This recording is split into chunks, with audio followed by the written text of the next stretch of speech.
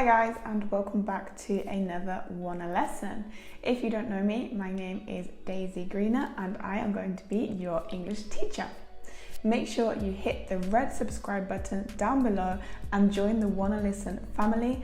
That way you won't miss any of our future Wannalessons. So if you're ready, I'm ready. Roll intro.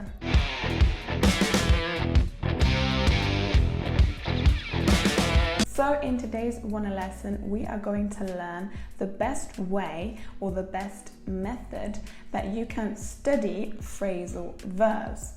The thing with phrasal verbs is that there is a huge quantity of them. There are so many phrasal verbs to learn that sometimes it seems impossible to learn all of them. But the truth is, all you need is the right method to be able to learn them, and you've got it covered. So, how do teachers normally teach phrasal verbs? Well, it's very common for teachers to teach phrasal verbs by grouping them together by particle. As we learned in our previous phrasal verbs Wannalesson, phrasal verbs are a phrase formed by a verb followed by a particle, which is normally a preposition, but it can be an adverb. So a lot of teachers group phrasal verbs together by particles.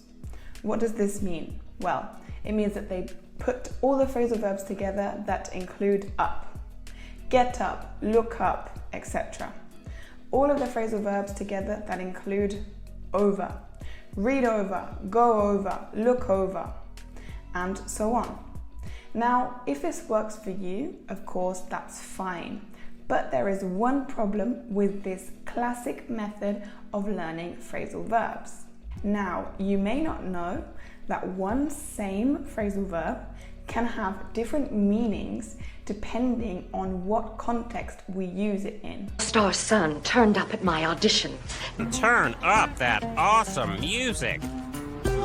Which means that one phrasal verb that you may learn, you may not be able to use that same phrasal verb in a different situation, because in this different situation, it means something completely different. When did he check out? Now check this place out. Okay, so we have to be very, very careful of this. The making out. It's not as bad as I made it out to be. So when we learn phrasal verbs grouped together by preposition, we often only learn one meaning for each phrasal verb. Or if we happen to learn more than one meaning, we don't understand the context properly, because all we have is a super long list of phrasal verbs with the same particle. Then it's up to us to try and know and understand when we need to use each one. Oh, you hang up. You can hang your clothes up in there if you want. And it can get very confusing and very difficult. His phone rings, we can give away his location. It's $4,000 to give away, So today I'm going to share with you the best method to learn phrasal verbs so that you can remember them, understand the different meanings that they have, and of course actually be able to use them. So let's go. My method of learning phrasal verbs is super simple. Instead of grouping them all together by particle, we are going to group phrasal verbs by topic and by category. So of course there are so many different categories in which we can put different phrasal verbs, but the important thing is to find the best categories for you. So when we say topic or category, what do we actually mean? I mean, for example, grouping phrasal verbs together that can refer to studies, grouping phrasal verbs together that can refer to travel, grouping phrasal verbs together that can refer to love, grouping phrasal verbs together that can refer to friendship, grouping phrasal verbs together that can refer to a type of job, this is important, or a field of work, and so on and so on. So as you can see, there are infinite categories, so it may be difficult to know where to start. The trick is to think of all the different categories that you would normally use in your day-to-day life. I would recommend starting with your work life and then your personal life. Think of the different things that you do on a daily basis, the things you like to talk about, the places that you go, and then you can create your different categories depending on these different situations that you may have on a daily basis. So this would be step 1. Create the different categories that you are going to use the most.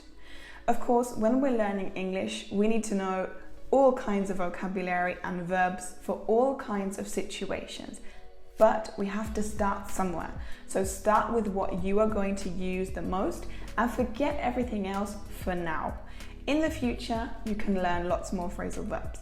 But right now, the important thing is to learn the phrasal verbs that you need to be able to speak English. So now for step 2, you are going to search for 5 to 10 different phrasal verbs for each of your categories, okay? So this is when you're going to look up phrasal verbs that can correspond to that topic or that category, and you're going to include them in each category. Next, you are going to add each phrasal verb's meaning, okay?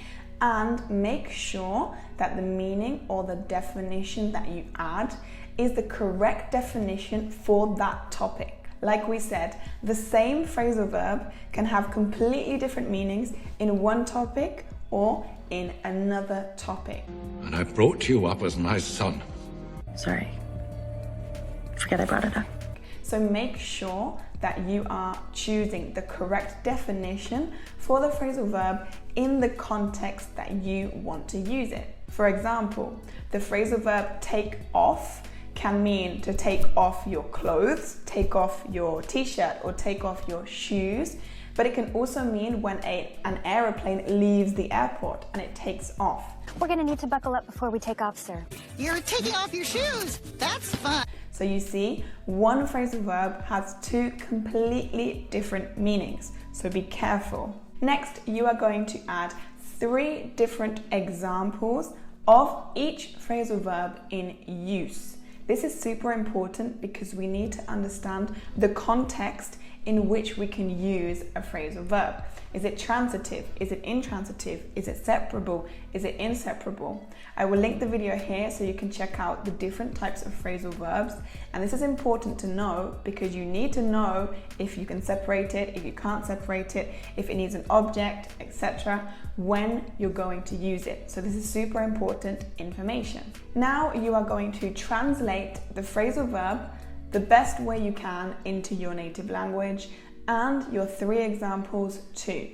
This will just help you to understand what you are actually studying, and this is super important too. And lastly, you're going to read over the phrasal verbs and the 3 examples at least once a day.